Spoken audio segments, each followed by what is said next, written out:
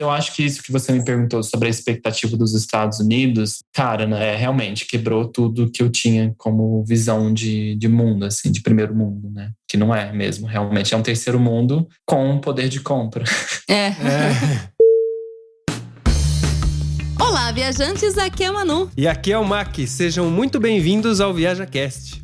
E hoje, olha, esse convite tá rolando, até conferi aqui, desde maio do ano passado. E essa pessoa me enrolou. Falou, claro, Manu, eu topo participar. E ele me respondeu hoje. E eu falei, vamos gravar hoje, porque eu não queria deixar esse menino escapar de mim. E ele falou, topo. Então, seja muito bem-vindo, Lucas Poppins. Gente, muito obrigado. Olha, eu preciso já começar esse podcast falando desculpa. Porque assim, sabe aquele negócio, a fama chega, sabe? Aí a gente… Brincadeira. Toda vez que as pessoas me mandam mensagem no Instagram, eu acho muito difícil responder na hora, porque chega mais de 100 mensagens. Então assim, eu fico imaginando quem realmente é famoso, porque eu não sou, né? Eu sou nem uma… Eu sou uma… Não é nem semi-celebridade, como é que eles falam? Sub, né? Eu sou a sub da sub, mas ainda chega muita mensagem. Então eu fico imaginando essas pessoas que realmente têm lá seus 1 milhão de seguidores, assim, sabe? Mas é isso, pelo menos eu tô aqui, né? Cheguei. Chegou. Pra quem não te conhece, Lucas, quem é o Lucas? Então, meu nome é Lucas Poppins, né? Nas redes sociais, eu tenho 29 anos. Eu fui au pair, ou seja, babá nos Estados Unidos por 2 anos e 7 meses. Para quem acompanha já meu Instagram, né, sabe que eu fiquei lá cuidando de uma criança só. Aqui no Brasil eu sou pedagogo, então eu trabalho na área de educação.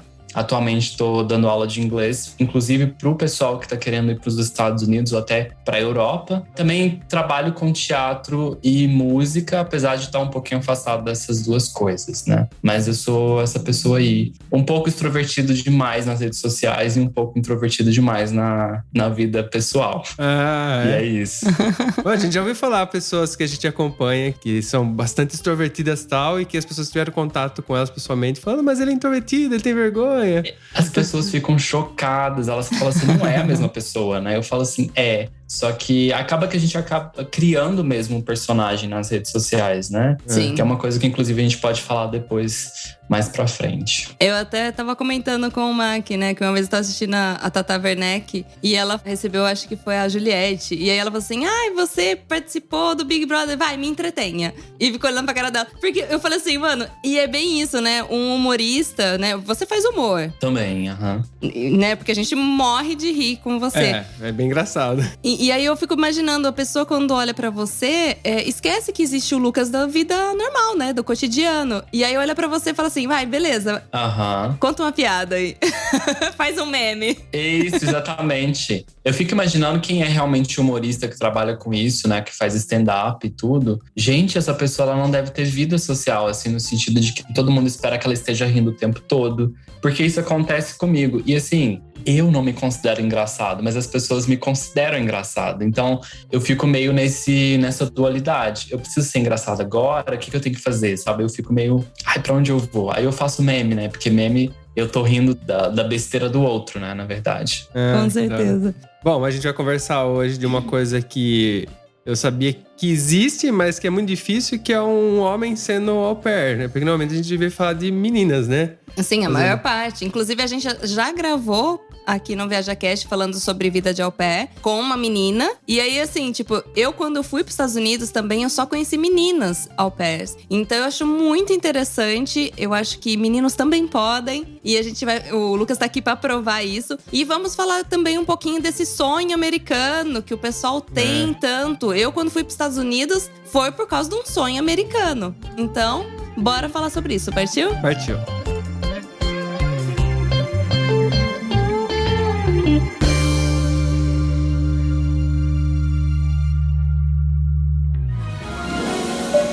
Setting 1012, and it gets making a 1,250 feet. ViajaCast.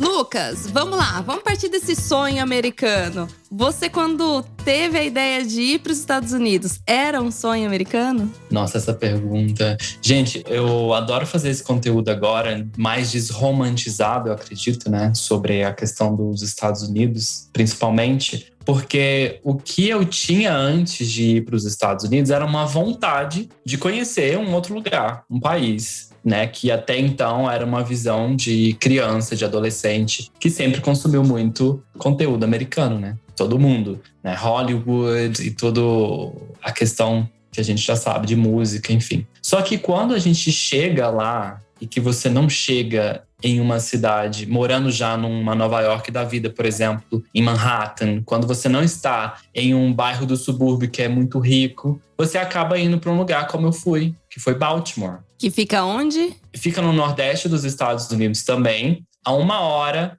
da capital, 1 hora de DC. Tá. Ok. Né? Até então, se você for parar para pensar, tá perto da capital. Todo mundo, sei lá, poderia ter umas condições de vida, assim, bem fodas, né? Todo mundo podia ser rico, por exemplo. E aí, quando eu cheguei em Baltimore, a primeira coisa que eu observei é que no começo, na entrada da cidade, tinha muita casa abandonada, muita casa queimada, Nossa, Queimada. apedrejada. Sabe assim, parecia uma cidade fantasma. caramba. No início ali, né? Já dentro do ônibus. Já chega com medo, né?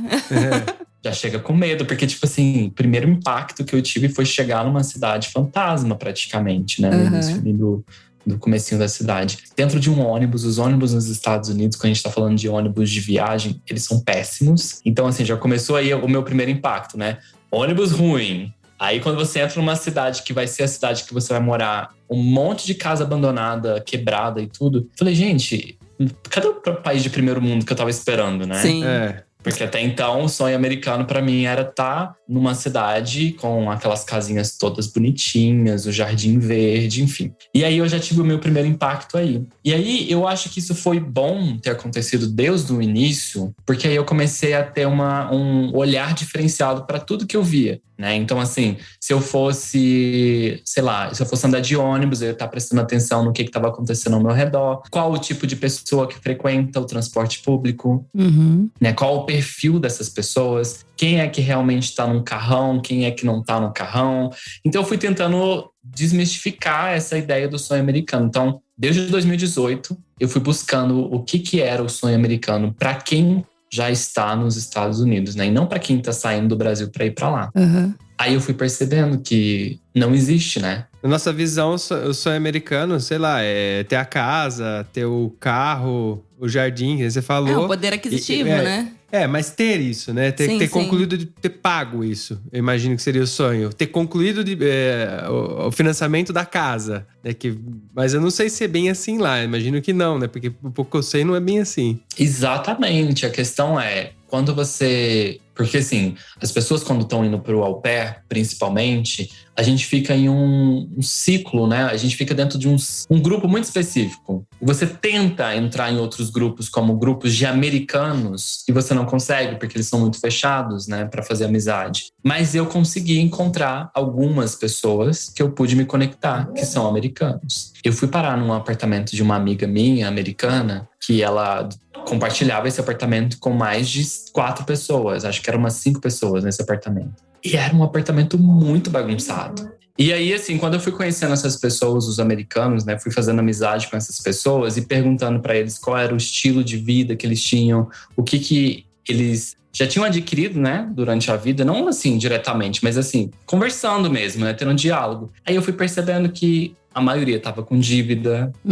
dívidas assim com relação à escola, no caso a faculdade, ou as pessoas estavam com dívida com relação a médico, né? Porque não é muito acessível, né? A questão da medicina nos Estados Unidos. Então, assim, eles tinham coisas, tipo, tinha um celular, tinha um carro, mas tava com dívidas, né? Outras dívidas que, às vezes, quando a gente tá indo para lá, a gente não sabe, porque a gente não buscou a entender a história daquelas pessoas que estão convivendo com você, né? Uhum. Sei lá, o vizinho tá com a grama verde, mas espera aí, essa grama verde comprou aonde? Tá com dívida até lá em cima na cabeça, né? Mas só a grama que tá verde mesmo. E dentro da casa dessa pessoa, né? Sim, eu inclusive acompanho um canal aleatório no YouTube que ele fez uma armadilha que tem muito roubo desses produtos na porta nos Estados Unidos, né? Eles vêm, a Amazon deixa lá e o cara rouba. Uhum. E esse canal, o que ele fez? Ele fez uma caixinha com umas câmeras e joga glitter na pessoa que rouba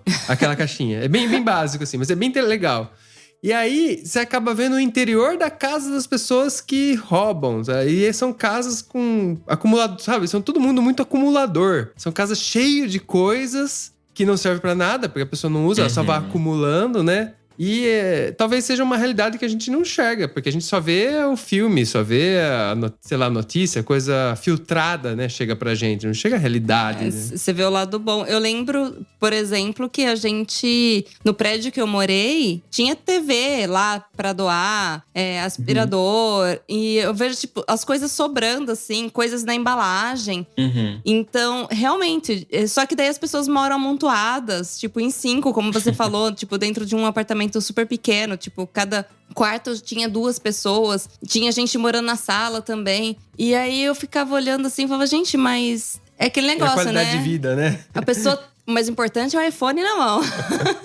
Não era pra ser diferente, né? Não era pra ser diferente. Então, quando você traz esse questionamento aí do lixo, né, que eles colocam pra fora, isso acontece em bairros muito ricos, sabe? Acontece de a gente ver dentro da cidade, acontece a gente achar, acontece. Mas assim, se a gente parar pra analisar, é só porque eles não gostam daquilo mais, só colocaram pra fora realmente porque eles sabem que aquilo ali não faz mais diferença na vida deles e é muito fácil acesso, né? Então, eu não quero mais esse imóvel, eu vou colocar ele pra fora, eu tenho certeza que alguém vai precisar. Que a população pobre nos Estados Unidos também é muito grande, né? Então essas pessoas vão começar a fazer o que você falou, começar a trazer isso pra dentro de casa e virar um acumulador, né? Virar uma doença. E quando eu assisti um documentário que fala sobre essa questão do sonho americano, eu fui entendendo como que eles chegaram a esse ponto de ter muita coisa acessível, ou seja, um iPhone, tudo isso que a gente acha que é que dá qualidade de vida, mas também eu fui percebendo que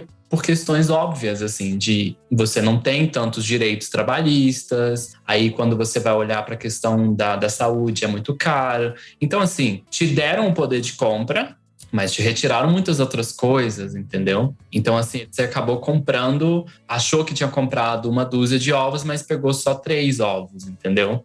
Então, assim, é uma porcentagem muito pequena esse sonho americano, sabe?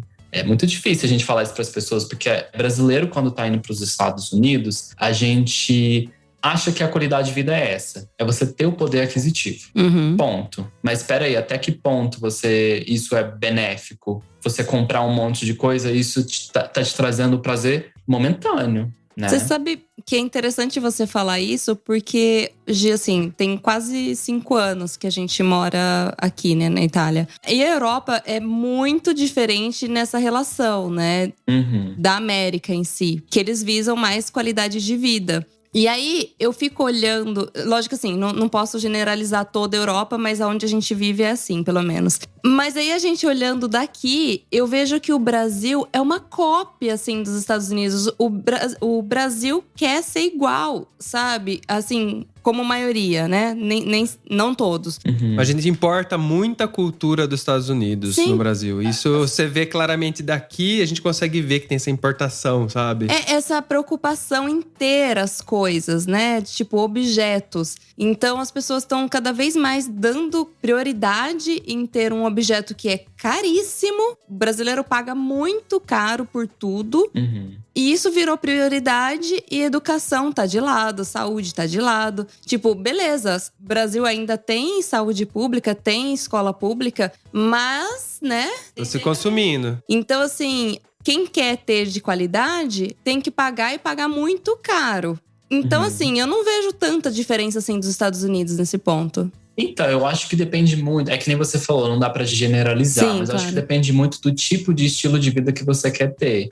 Hoje, por exemplo, eu voltei pro Brasil buscando uma vida muito mais minimalista do que eu antigamente tinha. Mas é porque deu esse start, né? De que, peraí, qualidade de vida não é você ter um poder aquisitivo muito alto, né? Tudo bem que tem toda essa questão que você levantou, mas aí que tá, como é que a gente faz pra mudar isso, né? Quando a gente tá falando de questão política. Até até que ponto, por exemplo, hoje eu estava escutando o podcast sobre pessoas com deficiência e pensando até que ponto essas pessoas no Brasil têm a liberdade de ir e vir se uma calçada no Brasil não é acessível, não tem nem… Como é que fala? Não é nem pavimentada, sabe? Não é pavimentada, não tem uma rampa, não tem… Não tem nada. Então, assim, como que a gente, como população, quer mudança se a gente não consegue nem entender como que faz para buscar essa mudança? Se a gente perguntar na rua, como é que você faria na sua cidade para ter uma alteração, para que eles pudessem fazer, sei lá, pavimentar esses passeios, ou, né, no caso, o sidewalk. Como é que chama esse negócio que eu falei agora? Isso que sumiu. Calçada? A calçada. É porque aqui a gente fala passeio em Minas Gerais. Mas enfim…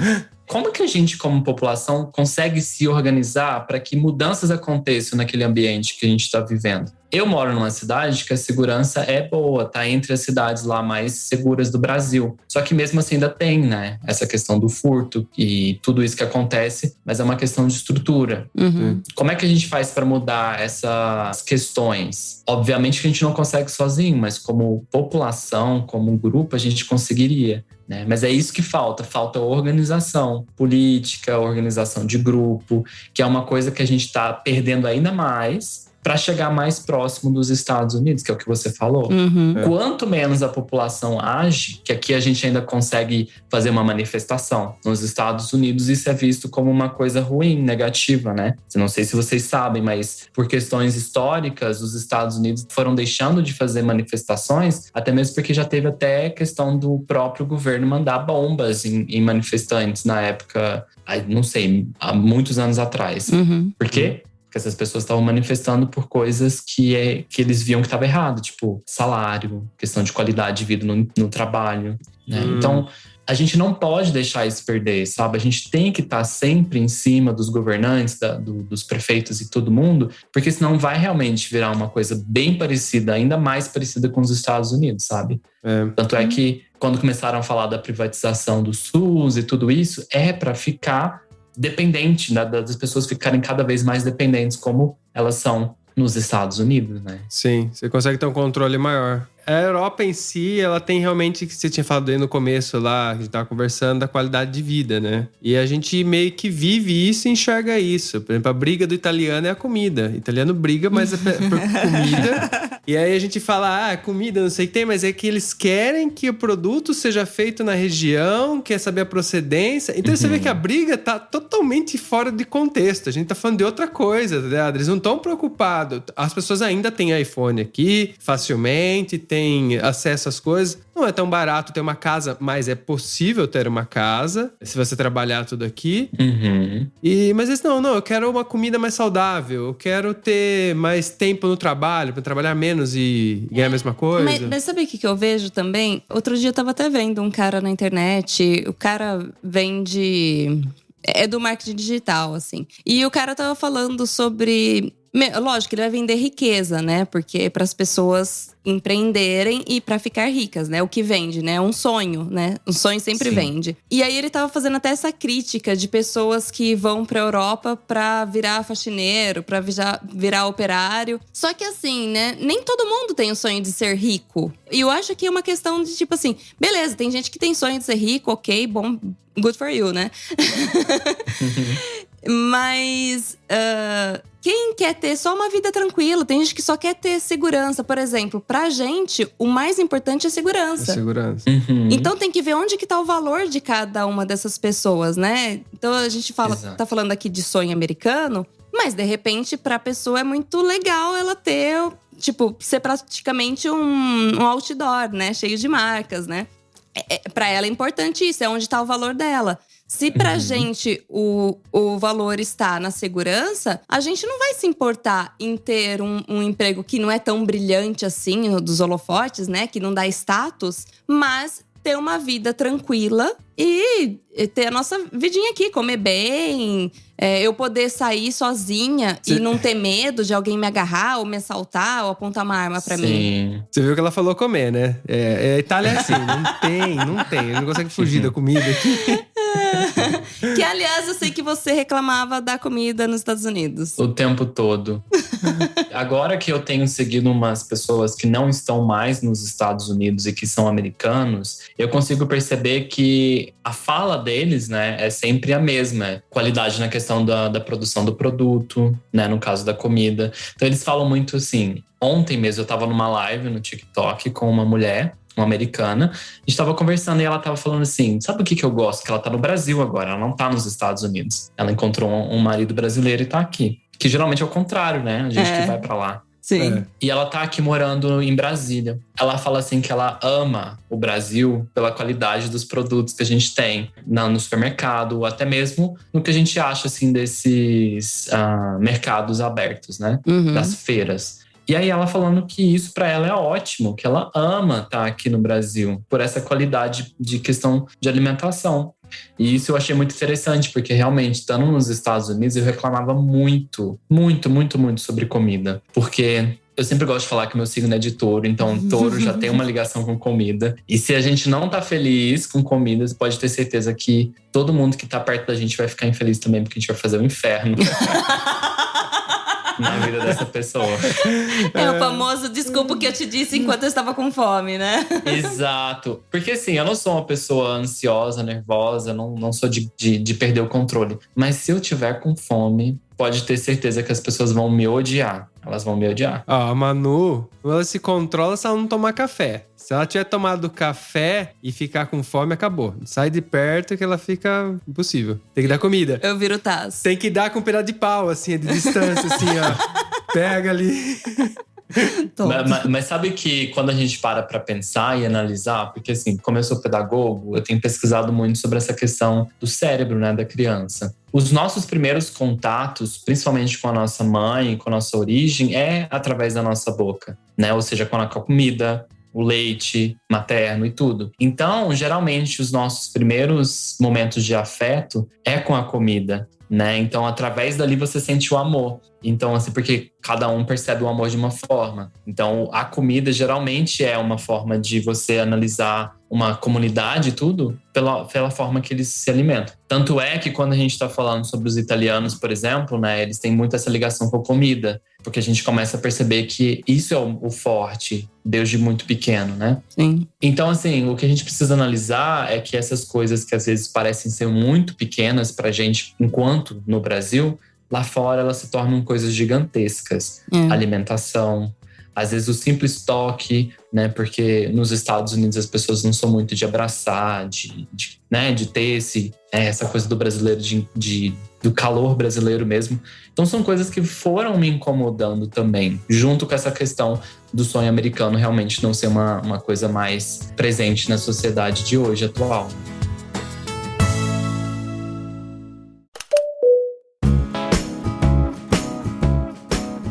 E de onde veio essa inspiração de fazer o programa se chama Au Pair, né? Mas é ser babá, pra quem não conhece ainda, né? Uhum. Porque assim, como eu vejo como maioria as meninas procurando esse tipo de programa, você conhecia já algum menino que tinha feito? Como que você ficou sabendo que você também poderia? A questão é, desde muito novo eu queria fazer um intercâmbio, isso já era certo. Acho que eu tinha uns 10 anos quando eu descobri um programa do governo chamado Jovens Embaixadores.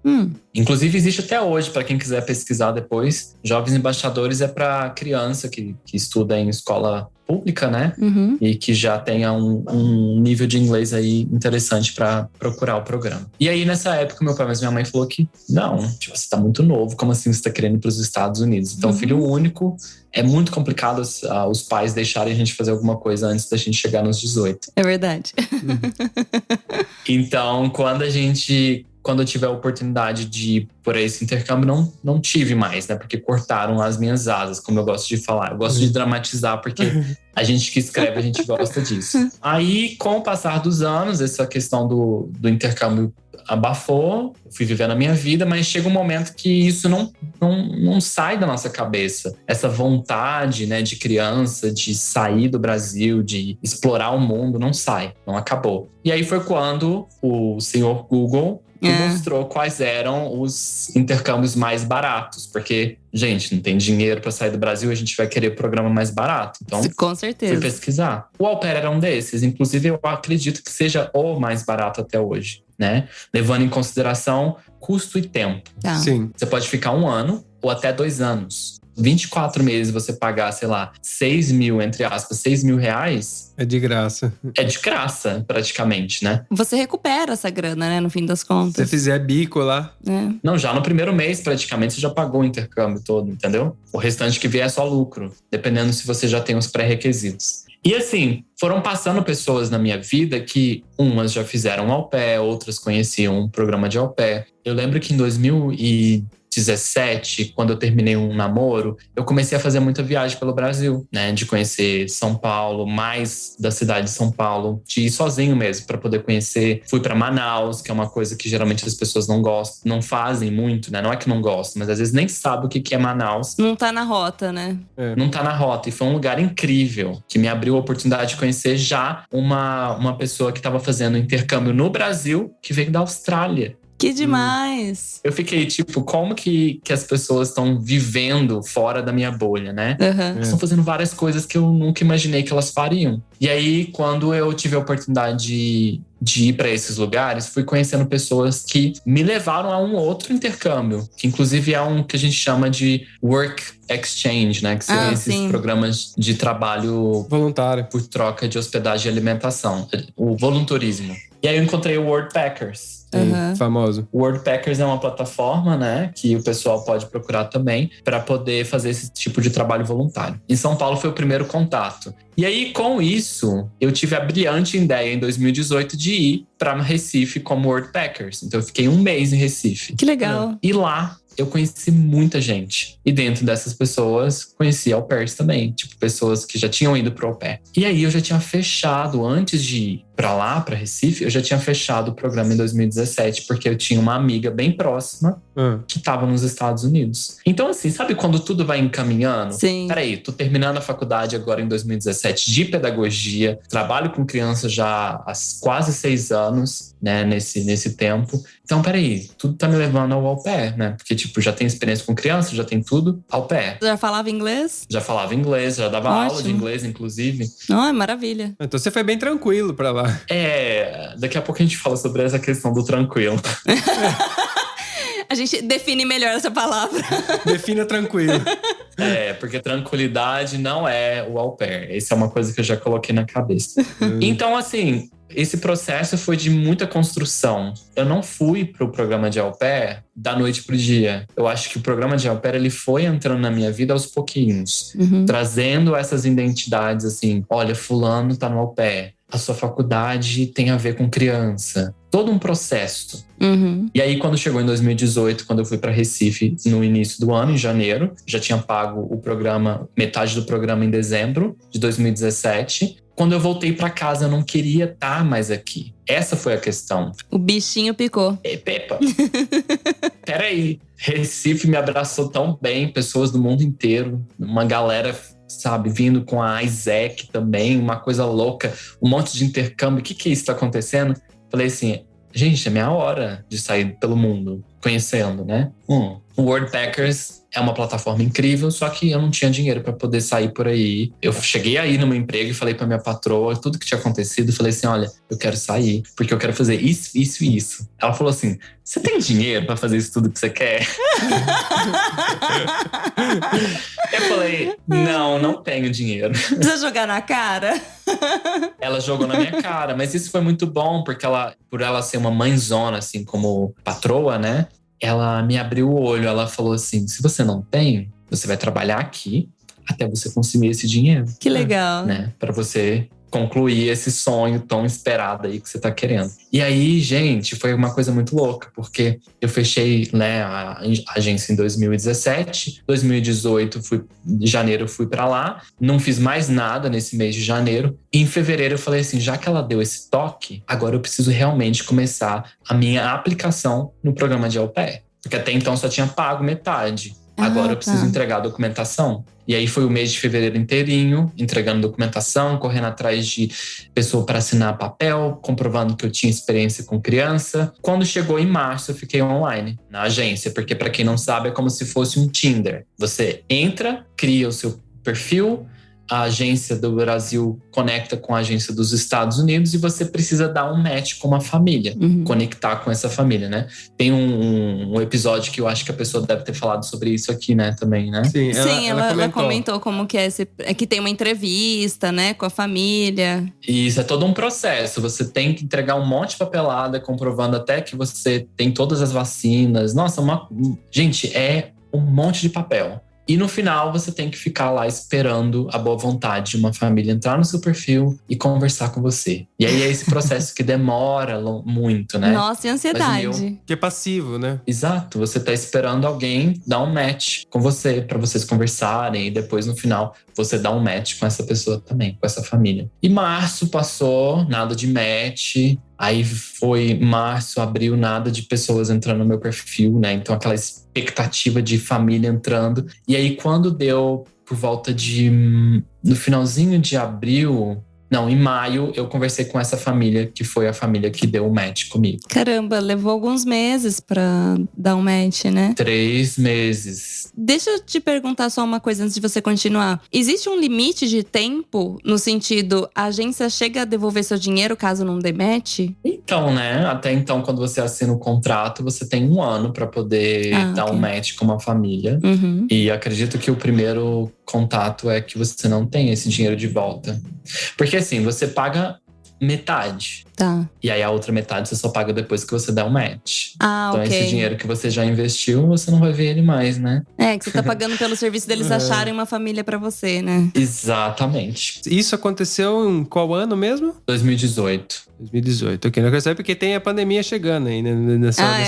Ai, não fala. Que isso, gente. Esse assunto da pandemia alperiana, né? O pessoal do au pair, eles sabem que a gente pegou ranço. Tem um momento de ansiedade quando fala pandemia, lockdown pra au pair.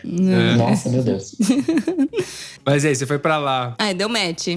Dei o match em maio, fui em julho. Então foi um processo assim, não tinha saído de nenhum emprego, tive que largar tudo, praticamente na última semana antes de viajar. Porque eu ainda tinha trabalho pra fazer, né? Porque quem é professor sabe que não dá pra largar do nada. Não tinha ninguém pra substituir. Então ainda fiz um trabalho praticamente de 3 meses, né? Quase 3 meses antes de fazer o embarque. E depois que eu fui pra lá, gente, foi uma experiência assim, surreal. Experiência de quem teve muita sorte, assim, de conseguir família boa e tudo. Porque aí você ficou até o começo da pandemia. Você ficou 2 anos e pouquinho, né? Passou 2 anos. 2 anos, 7 meses. 2 anos e 7. Por causa da pandemia, eu imagino que esse 7 aí. Exatamente. Meu Deus, 7. Porque você falou que era 2 anos o máximo? Aí que tá. Mas eu gostaria de fazer 2 perguntas pra você. Uma, Ok. se os Estados Unidos superou as suas expectativas, porque com certeza você tinha todas elas na bagagem. E a outra pergunta eu esqueci agora, mas me responde essa primeiro.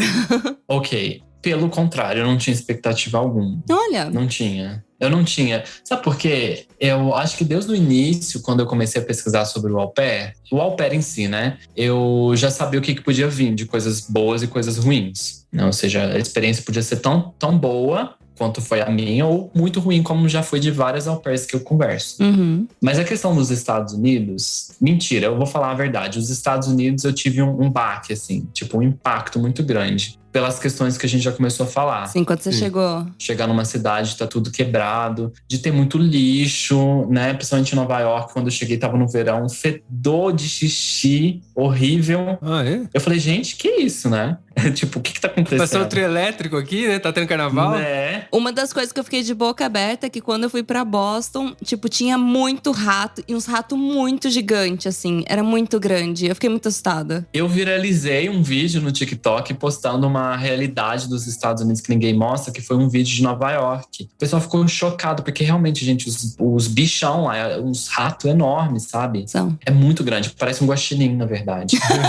Inclusive tem guaxinim também na cidade de Nova York, tá? Pra quem não sabe. Eles ficam andando lá no metrô da vida. Mano, mas assim… Eu juro que quando eu cheguei em Nova York, eu não gostei na primeira impressão, eu não gostei. Aham. Eu demorei mais ou menos uns 4 meses pra gostar de Nova York, porque eu fui voltando, tive que fazer curso em Nova York. E aí eu fui gostando da cidade, mas não foi aquele… Não gostei de primeira. Foi muito… Ah, eu tô tão contente que você falou isso, porque eu fui uma vez só pra Nova York e aí eu falei… O pessoal, e aí, gostou? Eu falei assim, não, é igualzinho no filme que eu vi e tal… Times Só que Square, pior. uau, tal, né? Não, eu fui no inverno, então acho que o fedor tava reduzido.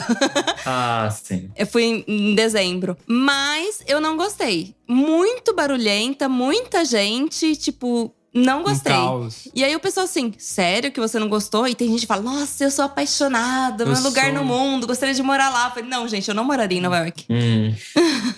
É isso que eu falo, cada um tem uma experiência, né? Você mudou de opinião depois? Mudei. Essa foi a questão, né? Eu mudei de opinião. Eu preciso voltar mais vezes, então. Eu acho que as pessoas, elas precisam entender o seguinte: todo mundo vai ter uma experiência muito diferente daquele lugar. Eu posso ir a Roma de novo, eu amei Roma, sou apaixonado. Mas eu posso, às vezes, quando eu voltar, eu não ter a mesma, sabe, a mesma visão. Sim. Uhum. Apesar de ter amado Roma, eu ainda tinha uma expectativa diferente também sobre Roma. Eu achava que era uma cidade muito limpa, eu achava que não tinha pessoa morando debaixo da ponte, Sim. como eu vi, do lado do Vaticano, que eu fiquei chocado, sabe? Uhum. Então, assim, são coisas que ninguém fala, ninguém mostra. Sim. Eu acho que é por isso que a gente choca quando a gente chega lá. Mas aí sobre Nova York foi isso. Tive uma expectativa altíssima dos Estados Unidos também, né? Sobre essa questão da limpeza, de não ter pessoas em estado de rua. Eu achava que não tinha, eu juro. Eu saí de uma cidade muito, entre aspas, muito pequena no Brasil, esperando que não teria pobreza nos Estados Unidos, eu juro. Eu esperava que não tivesse. É, mas é o que é vendido isso, né? A gente vê isso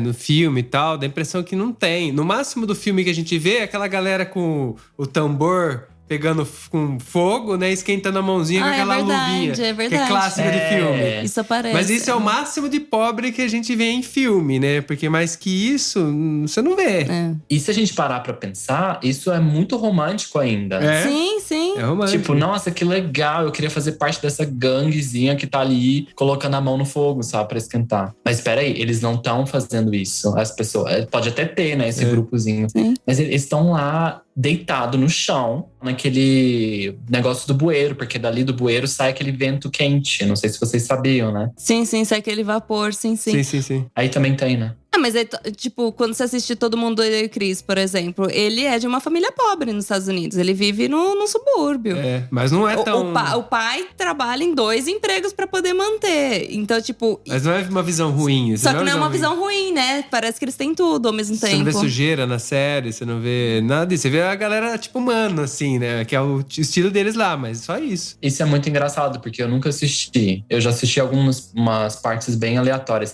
Mas é, inclusive, uma coisa que falam, que o discurso que fazem no Chris, ele é um discurso para realmente mostrar como que, principalmente a população negra nos Estados Unidos, como eles são discriminados, como Sim. a realidade deles é muito mais difícil. Uhum. Né? Ainda mais aquele período que foi da época que se passa o Chris, né? Sim. Mas a gente não consegue ver isso, porque a gente ainda tem muitos privilégios, entendeu? Uhum. Enquanto as pessoas não reconhecem os privilégios, a gente não consegue enxergar esse tipo de coisa. A gente não consegue olhar para aquela pessoa que tá na rua com empatia, por exemplo. Fulano tá na rua é porque ele quer. Eu Eu já escutei muito isso. Até parece. Né? Fulano tá se drogando porque ele tá se drogando porque ele quer. Mas peraí, quando você vai estudar um pouco mais sobre a questão dos traumas da infância, eles percorrem a nossa vida toda. Uhum. Enfim, mas eu acho que isso que você me perguntou sobre a expectativa dos Estados Unidos, cara, né, realmente quebrou tudo que eu tinha como visão de mundo, assim, de primeiro mundo, né? Que não é mesmo, realmente é um terceiro mundo com poder de compra. É tenso, né? Triste. Eu lembrei da segunda pergunta, é que quando a gente… Na verdade, eu vou retomá-la, né? Porque quando a gente falou de tranquilidade, você falou que mais pra frente a gente ia redefinir o significado aí, que au pair não é tranquilidade, não é sinônimo. Então, fique à vontade. Não sei por onde eu começo.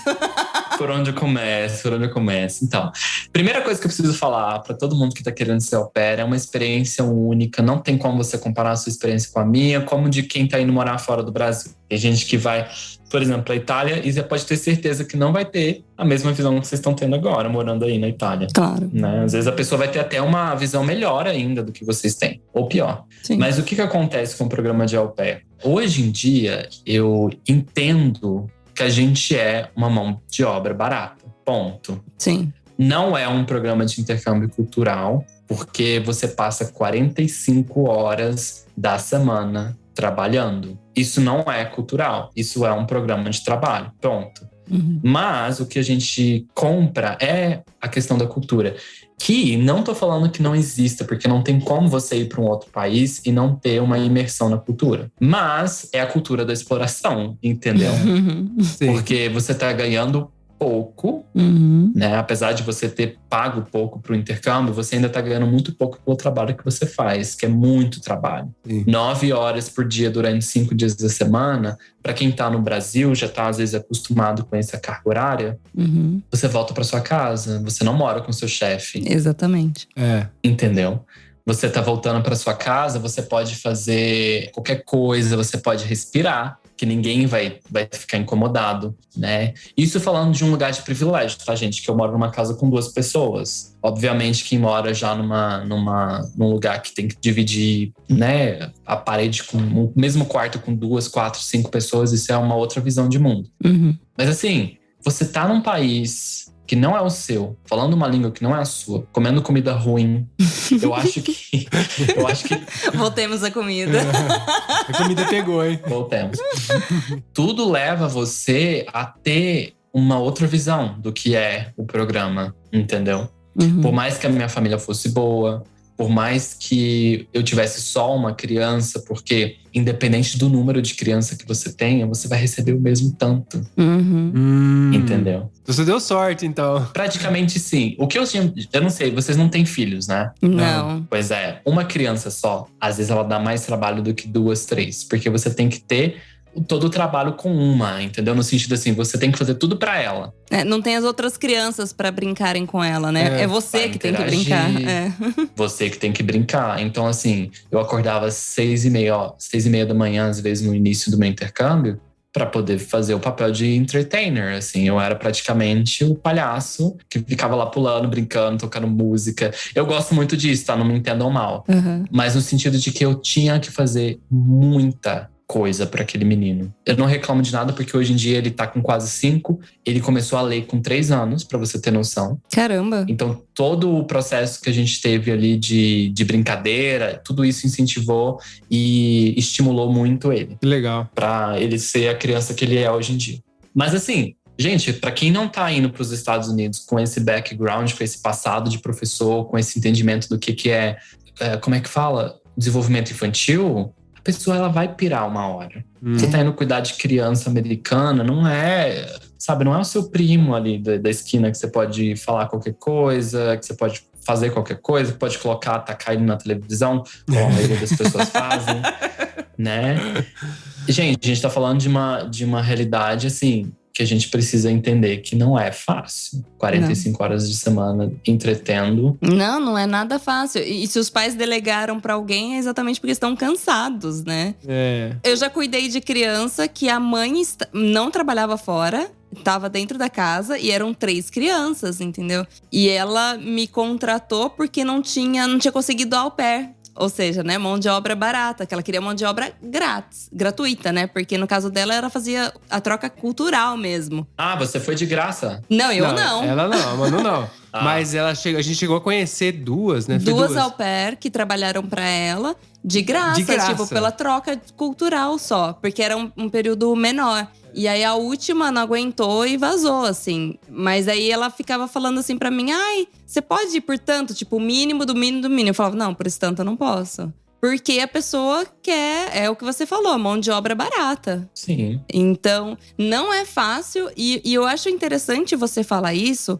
De tipo, não, eu não tô reclamando. Não tá. Você tá falando a verdade, o que aconteceu com você. Mas você ainda deu sorte, você de repente… Você falou até, né? Ter caído numa família legal, bacana. Porque eu conheço histórias de meninas que não deu certo a primeira família, não deu certo a segunda família. E achou que não ia dar certo, no final das contas, né? E outras histórias e tantos que você também com certeza deve conhecer. Mas é interessante, porque já que a gente começou falando sobre sonho americano, é uma possibilidade barata de viajar e realizar seu sonho. E de repente de melhorar o inglês. Com certeza, uma das melhores. Mas eu acho que é muito importante também as meninas, os meninos terem consciência do que tá fazendo. Do que é. Porque é um trabalho, não é diversão. Você não tá indo por for fun. Você tá indo pra trabalhar 45 horas por semana. Às vezes muito mais do que você fazia no Brasil. Eu não trabalhava quase nada, gente, aqui. Quando a gente para analisar o au pair e a minha vida no Brasil… Eu trabalhava, 9 horas numa escola, 9 horas. E na outra, eu acho que dava no máximo umas 15 horas, eu acho. Gente, né? Então, assim, não dá pra comparar, sabe? O que eu já tinha vivido aqui com o que eu tava vivendo lá. E toda essa questão que eu falei, que eu levantei do você não tá na sua zona de conforto, que a gente, quando tá querendo sair da zona de conforto, a gente faz qualquer coisa, né? Sim. Nossa, eu vou pros Estados Unidos, então eu vou ser babá e vai ser isso e vai ser aquilo. Mas aí, quando você chega lá, peraí, mas… eu tenho que fazer isso daqui tudo mesmo, né? Eu tenho que fazer esse papel de professor, eu tenho que fazer esse papel de cuidador, de babá, aí eu tenho que fazer mais esse outro papel, aí parece que um papel a profissão ela vai acumulando coisas. Parece que você tá numa profissão ali que você realmente precisa fazer o que a gente chama de multitasking, né? Tipo, você tem que virar um multitarefas. Sim. Peraí, mas eu não tô recebendo pra isso. Apesar de gostar muito, por isso que eu fiz… É por isso que eu falo para as pessoas, se você estiver tendo uma dificuldade com as crianças ou dificuldade com o lidar com a brincadeira e isso tudo, e às vezes até com uma criança que tem alguma, que a gente chama de special needs, né? Alguma deficiência mesmo intelectual, enfim, às vezes a pessoa não está capacitada. O que eu falo para essas pessoas você tem sim a obrigação de fazer essas coisas, né, de lidar com a criança, porque esse é o seu trabalho. Porém, a família nunca pode te obrigar a fazer coisas que estão fora do que você sabe? Tipo, se você tá esperando… se a família tá esperando que você vai ser o psicólogo da criança, por exemplo. Não. Então você já tem que estabelecer essas barreiras, assim, sabe? Profissionais mesmo, até mesmo porque se você for lidar com muita coisa com relação às crianças que você não sabe, você pode prejudicar ainda mais aquela criança que às vezes está precisando de um profissional capacitado e não de uma au pair, né? Então eu falo, tá indo pro au pair, saiba que se você caiu numa família que eles te exploram ao ponto de você ter que fazer mais do que cuidar das coisas básicas, saia, procura uma outra família, porque você tem essa opção de entrar na plataforma do match de novo, né? De tentar achar uma outra família. Você não deve fazer além. Você deve fazer aquilo que tá no contrato. E ponto. Interessante, porque o relato da Larissa também, ela contou que você falou aí das dificuldades também, de ela entrar, se trancar no quarto e chorar loucamente, porque não tem o que fazer. Então, eu imagino que não é fácil. Ela deixou claro também que não é fácil, porque você não consegue sair do seu trabalho. Então, essa é a parte mais angustiante, né? Não tem muito o que fazer. O máximo que você consegue catar o carro, às vezes, quando você tem a disponibilidade da família, ir ali, voltar, mas você continua preso naquele ambiente por um tempo, por um período, 1 ano, 2 anos. E aí falar, não, a casa vai ser sua também. Não, é o quarto, né? Tipo, e olhe lá, né? Quando as kids não entram no quarto também. Então, assim, a sua privacidade e já era, né? Porque é malemar o quarto ali. Exatamente. Então, se você analisar, você está pagando realmente um programa muito barato. Para, às vezes, dependendo da sua experiência, você tem que pagar uma terapia por algum tempo. Sim. Né? E acontece muito. A Lari falou que uma das coisas que ela fala pras amigas que hoje… Porque assim, você escuta uma amiga falando que fez au pair, também quer fazer, né? Viu lá, foi pros Estados Unidos. Porque é legal, assim, no sentido… Você consegue ir também no dia de folga ou até as férias que vocês têm, tipo, viajar. Você deve ter viajado. Sim. Então, mas é importante saber… Como eu falei anteriormente, é importante saber o que tem…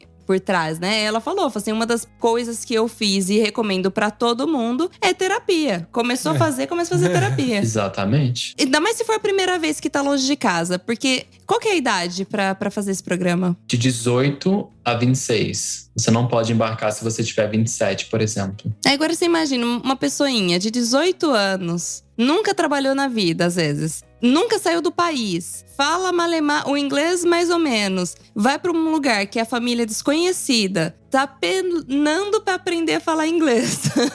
Uhum. Sabe? É difícil, gente. E tá tudo bem, é difícil. A gente super compreende. Só tenha consciência disso. Só dar um recado pra quem tá ouvindo aqui agora. Se você que tá ouvindo, nesse momento, tá se preparando pra ser au pair… Esse programa não é pra tirar sua motivação de ir, tá, gente? Exatamente. É só um alerta, só. É só você falar assim, existem essas coisas. Não significa que isso vá acontecer com você, né? Que ele já falou mais de uma vez. Mas assim, é sempre bom saber o que você pode encarar. É legal pra você não chegar totalmente desprevenido, né? Sim, você falar sim. assim, ok, se acontecer isso… Mudo de casa, se acontecer aquilo, eu sei que não vai ser fácil, eu vou ter que aguentar ficar dentro da casa ali, vou ter que criar meu espaço, porque você tem que criar meio que um espaço pra você dentro da casa pra poder ter sua proteção, né? A Larissa falou que chegou uma hora que ela teve que começar a falar assim, ninguém entra mais no meu quarto. Porque as crianças estavam invadindo o quarto, ela não tinha nem mais o quarto de liberdade. Então ela falou, aqui é o meu lugar, tranco a porta e acabou. Mas… Exatamente. E quem não tem a oportunidade de trancar a porta? Eu não tinha chave na minha porta, por exemplo. Não tinha? Então, assim, não tinha. Mas é claro que, é que eu falei, gente, eu fui muito privilegiado no au pair ao ponto de ter praticamente um kitnet dentro da própria casa. Eu não tinha acesso ao andar deles, era totalmente fechado. E o lugar por onde eu entrava e saía dava direto na cozinha. Então, eu não tinha contato com eles se eu não quisesse ter. Eu podia entrar pela cozinha, entrar no meu quarto e ir embora, né? Se eu quisesse. Ai, que ótimo. Mas aí que tá, nem todo mundo tem isso. E eu passei por uma experiência de perrengue muito grande, que a gente já pode até começar a falar sobre a questão da pandemia, que foi exatamente quando bateu a pandemia, no meio da pandemia, a gente teve que fazer uma mudança de casa, que a gente teve que deixar a casa que a gente mora em Baltimore, para ir para casa da avó, na capital, em DC. E nessa casa da avó, tinha que compartilhar o andar. E isso acontece com a maioria, ou grande parte dos au pairs. E é o verdadeiro inferno. Aí sim que eu percebi o quão bom era estar naquela casa em Baltimore. Porque o conforto de você ter o seu lugar, ninguém te incomodando, silêncio, criança não chora à noite, ou se chora você não escuta. Sim. Era o nosso paraíso. Em DC foi um inferno. Por mais que eu amasse eles, se a gente fosse ficar lá por mais sei lá quanto tempo, eu teria ido embora, eu tinha voltado pro Brasil, porque é muito desgastante. Você trabalha com criança o dia inteiro, vai dormir, a criança vai começar a chorar à noite, e você tem que aguentar aquilo também à noite, sabe? É muito, muito, muito, muito difícil. É, realmente. E você ficou quanto tempo lá? A gente ficou mais ou menos era pra ser, olha pra vocês verem, tanto que a questão da construção em qualquer país parece que é o mesmo problema, né? Iríamos ficar nessa casa 2 semanas apenas, pra eles acabarem a construção da outra casa, né? O que eles estavam reformando. Nós ficamos 3 meses. Nossa. Entendeu? Foram 3 meses infernais, assim. Eu lembro que no final do ano eu agradeci porque eles foram pra praia, ficaram lá praticamente 2 semanas na praia. Falei, gente, graças a Deus que eles saíram. Por mais que eu ame essa criança, por mais que eu ame essa família, não dá. Não dá, sabe? Tchau, graças a Deus. Vá com Deus. Quero paz. Quero paz.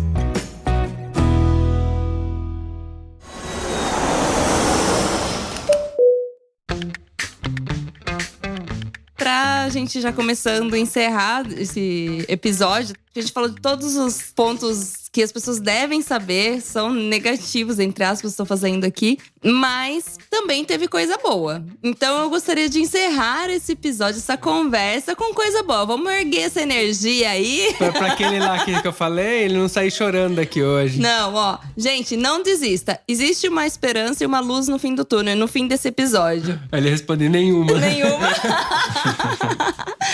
Mas Mas o interessante do meu conteúdo é esse. Tudo que eu falo aqui com relação a essas coisas negativas, a maioria dessas coisas nunca aconteceram comigo. Sim. Então isso é o bom, né? O lado positivo é você saber que no final do dia você pode ser um Lucas Poppins da vida. Uhum. Então vamos lá. A gente parar para analisar a minha experiência, ela é completamente diferente pelo seguinte. Eu tinha liberdade, ou seja, eu tinha muita privacidade, liberdade de ir e vir, ou seja, não tinha curfew, que é o toque de recolher, que muita gente ainda aceita a família com toque de recolher, gente. Nossa. Não consigo entender isso. Sabe, a família colocar um empecilho de você voltar ou ir a hora que você quiser. Eu acho isso cúmulo. Mas uma coisa que eu achei, assim, que diferencia muito, foram as coisas que foram acontecendo super aleatória. Tipo, ganhar ingresso pra beisebol, futebol americano. Então, eu fui em todos esses lugares de graça. Aí, fui em concertos, né, shows que eu nunca imaginei que eu ia. Tipo, no show do Queen, que foi excelente, maravilhoso. Que demais! Foi muito show, assim. Fui no show da Cher. Uau! Ainda bem que eu fui antes dela falecer, né? Porque a mulher já tá mais velha do que todo mundo. Né? Mas, nossa, poxa. Consegui ir no show dela. Fui em alguns shows menores também. Fiz muito, assim, entre aspas, muitas viagens, né? Consegui conhecer lugares que eu nunca imaginei que eu iria gostar tanto, como é o caso de Nova Orleans, né? New Orleans. Foi um dos meus lugares favoritos nos Estados Unidos por conta da... Será que vocês sabem? Não sei. Da comida. Eu tô tentando entender. Lógico. Gostei demais de Nova Orleans por conta da comida. Tinha comida boa. Mas o que é o típico lá? Por que pegou você? É a comida que eles falam Creole, né? Crioula. Comida crioula. Então tem muito... o tempero, então. Tempero. Ai, tem tudo. Inclusive, tem até um beignet lá, um negócio assim. Eu acho que é um prato francês, porque lá teve colonização francesa, né? Então, teve muito essa questão da culinária francesa junto com a culinária africana. Então, misturou as duas coisas e é a melhor comida dos Estados Unidos, sem sombra de dúvida. Independente... Vou anotar aqui no caderninho já. Independente de onde as pessoas estiverem, eu tenho certeza que se for pra Nova Orleans, tem coisa lá que você vai ver e falar assim, queria morar nesse lugar, né? Nossa, é muito bom. Principalmente a comida.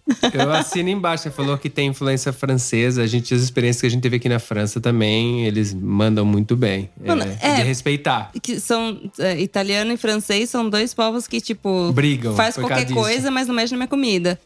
E a influência africana, eu acho que lembra muito a comida brasileira, né? Porque a gente tem muita influência africana na nossa comida. É um sabor de casa. Eu acho que foi isso que me deu esse negócio. Tipo assim, eu não consigo viver longe do Brasil por muito tempo por questões óbvias de alimentação, por exemplo, né? Mas enfim, aí tudo isso que foram acontecendo, essas coisas que foram acontecendo, essas coisas positivas, elas foram me mostrando que as experiências, elas realmente são únicas, assim, sabe? Porque...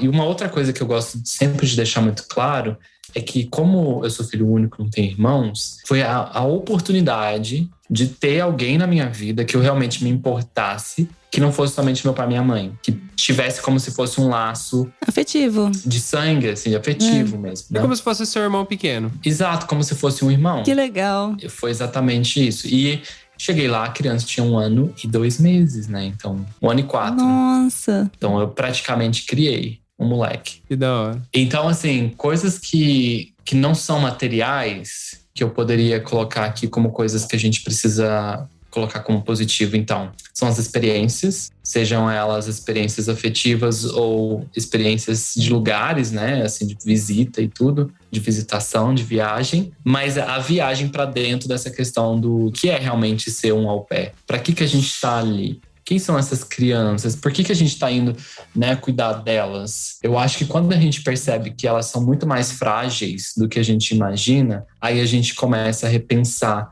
o porquê da gente estar ali. Qual mudança, como que você quer que essas crianças te vejam no futuro? Eu acho que esse foi o meu maior questionamento. Como que eu quero que esse menino me enxergue depois que eu terminar o au pair? Qual legado? Legado, foi isso que eu pensei. E a última coisa como questão positiva, dinheiro. Foi isso. Dinheiro, mano, é lógico. Porque você voltou com mais do que você saiu. Exatamente. Podia ter voltado muito, muito mais. Porque quando eu comecei a ter esse insight, essa questão de que eu não preciso de tanta coisa quanto eu achava que precisava morando lá, já tava um pouco tarde. Já tinha comprado todas as blusinhas. Já tinha comprado blusinha, promoção de não sei o quê. Ai, gente, que besteira.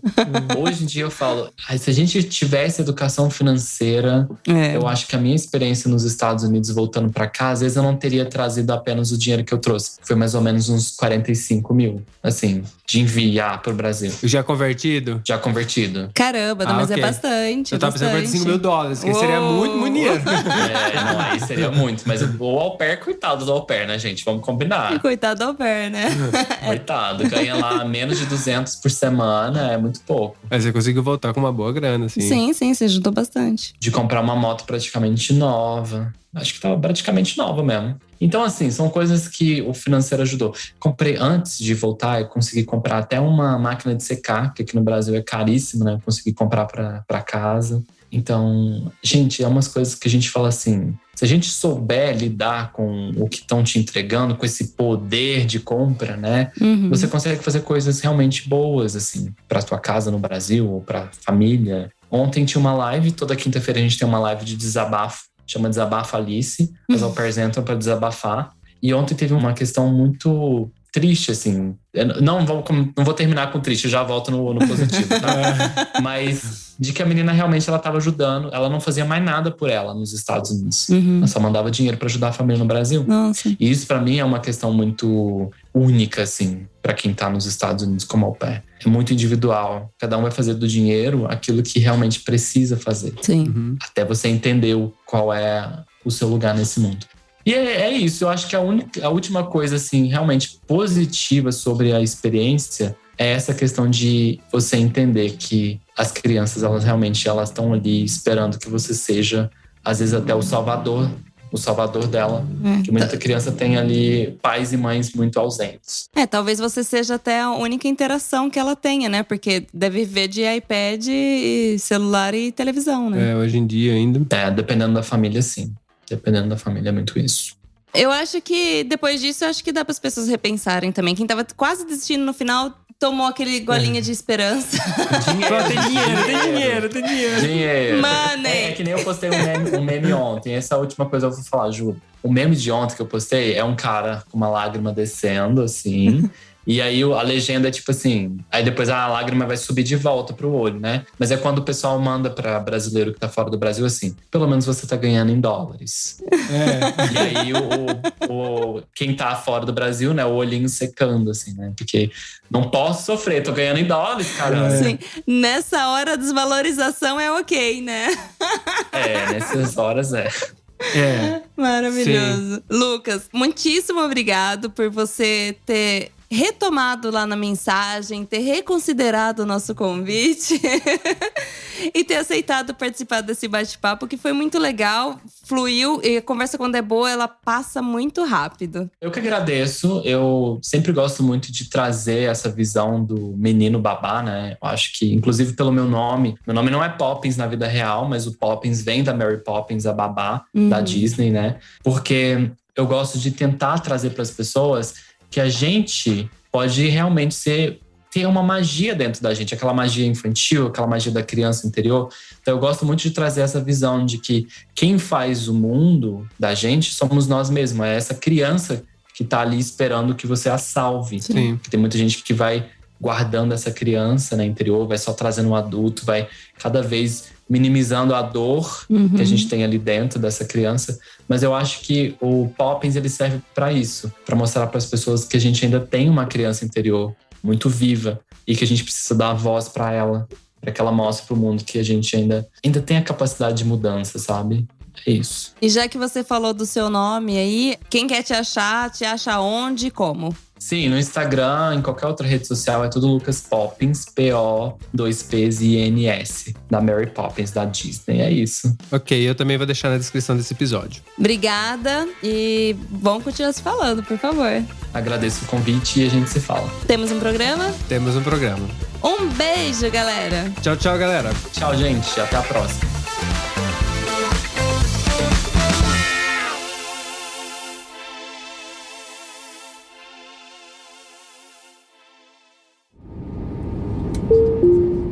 Eu tenho certeza que você lembrou de alguém ouvindo esse episódio, então compartilhe agora mesmo com essa pessoa. Assim mantemos essa conexão entre nós, viajantes. Este podcast foi editado por Play Áudios.